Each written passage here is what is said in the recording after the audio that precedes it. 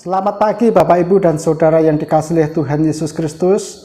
Di pagi yang indah ini, kiranya berkat dan kasih Tuhan yang terus memimpin hidup kita secara penuh. Saya percaya ketika kita menyerahkan hidup kita kepada Tuhan secara penuh, maka kita dapat melihat jalan-jalan yang dirancang Tuhan di dalam kehidupan kita. Sebelum kita mengawali hari-hari ini, kita akan bersama-sama belajar sabda Tuhan. Namun sebelum kita belajar sabda Tuhan, mari kita berdoa terlebih dahulu.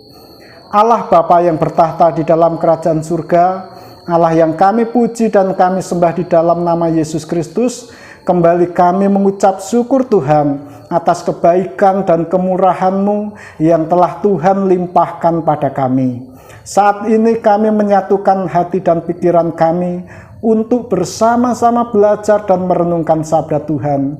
Kiranya Tuhan yang menolong, Tuhan yang menyempurnakan sabda Tuhan itu di dalam hidup kami, agar hidup kami terus diperbaharui dan dibentuk oleh Tuhan, sehingga hidup kami semakin menyenangkan hati Tuhan. Tuhan Yesus, hamba-Mu yang Tuhan pakai untuk menguraikan sabda-Mu ini, kiranya Tuhan juga yang memperlengkapi hamba-Mu ini dengan hikmat-Mu. Tuhan, kami serahkan pemberitaan sabda Tuhan di pagi ini. Di dalam nama Tuhan kami Yesus Kristus. Haleluya. Amin. Bapak, Ibu, dan Saudara yang dikasihi Tuhan Yesus Kristus, sabda Tuhan di pagi ini saya ambil dari kitab Keluaran pasalnya yang kelima, ayat 19 sampai ayatnya yang ke-24. Demikian sabda Tuhan. Maka mengertilah para mandor Israel bahwa mereka dalam keadaan susah, karena dikatakan kepada mereka, kamu tidak boleh mengurangi jumlah batu bata pada tiap-tiap hari. Waktu mereka meninggalkan Fir'aun, berjumpalah mereka dengan Musa dan Harun yang sedang menantikan mereka. Lalu mereka berkata kepada keduanya, kiranya Tuhan memperhatikan perbuatanmu dan menghukumkan kamu, karena kamu telah membusukkan nama kami kepada Fir'aun dan hamba-hambanya, dan dengan demikian kamu telah memberikan pisau kepada mereka untuk membunuh kami. Lalu Musa kembali menghadap Tuhan, katanya, Tuhan, mengapakah kau perlakukan umat ini begitu bengis? Mengapa pula aku yang kau utus? Sebab sejak aku pergi menghadap Fir'aun untuk berbicara atas namamu, dengan jahat diperlakukannya umat ini, dan engkau tidak melepaskan umatmu sama sekali.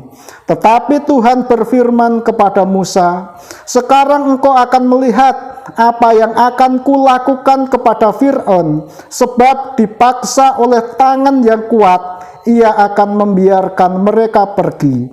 Ya, dipaksa oleh tangan yang kuat, ia akan mengusir mereka dari negerinya. Berbahagialah setiap orang yang mendengar sabda Tuhan dan yang terus mengimani di dalam hidupnya. Bapak, Ibu, dan Saudara yang dikasihi Tuhan Yesus Kristus, menjadi orang yang percaya mungkin sering kita dengar di dalam hidup kita. Namun, apakah kalau kita mengikut Tuhan dengan sepenuhnya sudah menjadi komitmen dan tekad kita secara serius? Bapak, Ibu, dan Saudara yang dikasihi Tuhan Yesus, mengikut Tuhan, percaya kepada Tuhan, bukan berarti kita selalu berjalan di dalam keadaan yang nyaman. Bukan berarti kita selalu mendapatkan kondisi yang enak-enak. Nah, Ibu, Bapak, dan Saudara yang dikasihi Tuhan Yesus Kristus, di dalam kitab Keluaran ini dikisahkan bahwa Tuhan mengutus Musa untuk memimpin bangsa Israel keluar dari tanah Mesir, dari tanah perbudakan. Dari satu sisi, Musa sudah melakukan apa yang dikatakan oleh Tuhan, yaitu bertemu kepada Fir'aun untuk menyampaikan pesan Tuhan. Namun yang terjadi ketika Musa sudah menyampaikan pesan Tuhan itu kepada Fir'aun, bukan kondisi yang baik yang terjadi dalam kehidupan umat Israel. Justru umat Israel mendapatkan suatu perlakuan yang lebih keras lagi dari Fir'aun.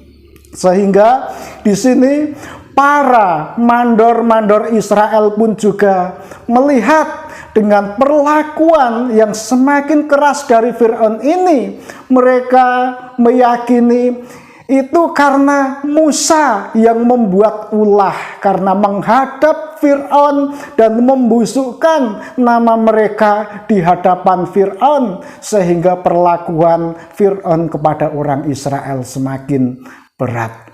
Bapak, Ibu, dan Saudara yang dikasihi Tuhan Yesus Kristus, namun terkadang cara Tuhan itu sungguh luar biasa sempurnanya. Tuhan mengerjakan setiap pekerjaan bukan seperti apa yang dikehendaki oleh manusia atau seperti cara manusia. Dari satu sisi, Tuhan ingin memimpin orang Israel keluar dari tanah Mesir.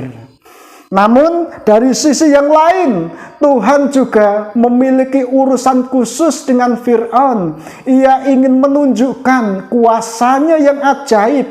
Ia ingin meyakinkan kepada Fir'aun bahwa hanya Allah Israel, Allah sang penguasa atas kehidupan, yang harus dihormati, yang harus disembah, yang harus ditakuti, yang harus dipuji, dan yang harus dimuliakan.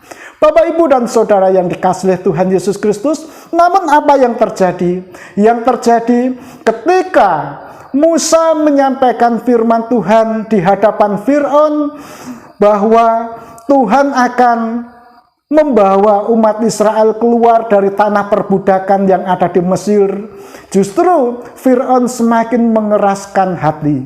Fir'aun semakin memperlakukan semakin keras kepada orang-orang Israel dengan penindasan yang lebih berat lagi.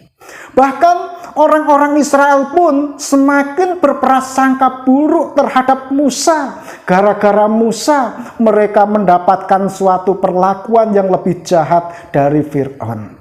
Bapak, Ibu, dan Saudara yang dikasihi Tuhan Yesus Kristus, mengikut Tuhan, percaya kepada Tuhan, kita harus betul-betul percaya dengan penuh. Jangan kita yang memiliki rancangan dan mengizinkan Tuhan untuk menuruti keinginan kita. Tetapi ketika kita percaya kepada Tuhan, jalan Tuhan mungkin harus dilalui dengan berat sekalipun, kita juga harus tetap percaya. Mengikut Tuhan, percaya kepada Tuhan, kita harus menanggalkan diri kita, harus tunduk penuh kepada Tuhan dan mengizinkan Tuhan bekerja secara penuh di dalam hidup kita. Bapak, Ibu, dan Saudara yang dikasihi Tuhan Yesus Kristus, orang Israel ternyata dari satu sisi mereka minta dibebaskan dari perbudakan, namun mereka mentalnya ternyata belum siap. Mereka menggerutu ketika mereka ingin dibentuk oleh Tuhan untuk memahami jalan-jalan Tuhan di dalam hidup mereka. Ketika tekanan hidup mulai muncul di tengah-tengah kehidupan mereka, mereka saling menyalahkan. Oh, gara-gara Musa ini sehingga mereka harus mendapatkan perlakuan yang lebih keras lagi. Begitu juga Musa ketika ia mendapatkan suatu tekanan dari orang-orang Israel yang semakin menderita saat itu, ia berdoa bahkan menyalahkan Tuhan, seolah-olah Tuhan tidak memperhatikan umat Israel. Bahkan Tuhan memperlakukan umat Israel begitu jahat. Itu yang ada di dalam prasangka Musa pada saat itu. Ibu, bapak, dan saudara yang dikasihi Tuhan Yesus Kristus, harus kita ingat bahwa karya Tuhan itu sangat sempurna. Dari satu sisi, Tuhan memakai Musa untuk memimpin bangsa Israel keluar dari tanah Mesir. Namun dari sisi yang lain, Tuhan juga menuntut kepada orang Israel supaya siap untuk berjalan di dalam rancangan Tuhan, supaya mereka siap dibentuk, supaya mereka siap dibawa untuk melihat jalan-jalan Tuhan yang membawa kebaikan bagi mereka. Namun dari sisi yang lain, ternyata yang direncanakan Tuhan bukan hanya khusus untuk orang Israel saja pada saat itu, tetapi Ia dengan kuasa-kuasanya yang begitu ajaib, kuasanya yang begitu besar, Ia ingin menunjukkan kepada Fir'aun. Saya yakin dan percaya suatu kuasa yang ditunjukkan di hadapan Fir'aun ini adalah kuasa dengan maksud yang baik. Saya percaya bahwa Tuhan pun sebenarnya juga menghendaki supaya Fir'aun dan juga orang-orang Mesir dapat melihat dan percaya kepada kuasa Tuhan yang begitu ajaib itu. Bahkan itulah yang harus terjadi di hadapan Fir'aun sampai 10 kali terjadi dengan begitu dahsyat kejadian yang ada di hadapan Fir'aun saat itu. Namun apa yang terjadi? Ternyata dengan kuasa Tuhan yang ditunjukkan di hadapan Fir'aun saat itu bukan menggerakkan hatinya untuk mengenal Tuhan lebih dekat, tetapi justru ia semakin mengeraskan hatinya untuk menentang Tuhan. Bapak, Ibu, dan Saudara yang dikasihi Tuhan Yesus Kristus, lalu apa yang terjadi? Yang terjadi akhirnya pun Fir'aun dan juga orang-orangnya harus mati di Laut Teberau. Karena apa? Mereka mengeraskan hatinya untuk terus melawan Tuhan. Nah, Bapak, Ibu, dan Saudara yang dikasihi Tuhan Yesus Kristus, melalui firman Tuhan ini kita dapat belajar. Tuhan berkarya menyatakan kuasanya melalui berbagai hal yang dapat ditunjukkan kepada setiap orang. Namun saya percaya kuasa itu tujuannya adalah supaya orang tersebut dapat lihat Tuhan dan mempercayai Dia secara penuh. Karena apa? Ketika orang mempercayai Tuhan secara penuh, maka mereka adalah orang yang berbahagia. Orang yang berbahagia karena mereka dapat melihat rancangan Tuhan, karena mereka dapat melihat dan merasakan pimpinan Tuhan secara penuh.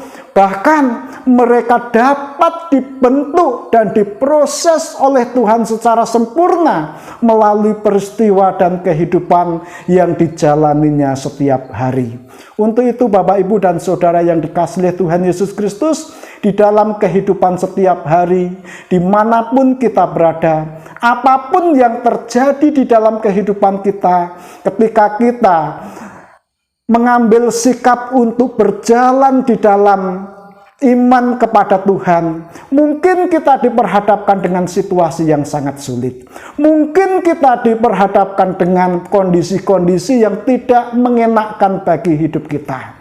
Percayalah, ketika kita berjalan di dalam iman, pasti di balik semuanya itu ada rancangan Tuhan yang jauh lebih sempurna dari apa yang kita inginkan. Untuk itu, untuk mengawali hari-hari kehidupan kita setiap hari, marilah firman Tuhan itu kita jadikan landasan bagi kehidupan kita, supaya setiap hari kita dapat dipimpin oleh Tuhan secara penuh. Setiap hari kita dapat berjalan di dalam terang Tuhan, sehingga ketika kita harus menghadapi situasi-situasi yang sangat sulit sekalipun, kita dapat melihat terang Tuhan itu. Kita tidak seperti para mandor Israel dan juga Musa pada saat itu. Mereka mencari orang-orang untuk disalahkan, orang-orang yang ada di sekitar mereka untuk disalahkan. Bahkan mereka berprasangka negatif kepada Tuhan, bahwa Tuhan tidak memperhatikan mereka. Tuhan selalu memperhatikan kehidupan setiap kita.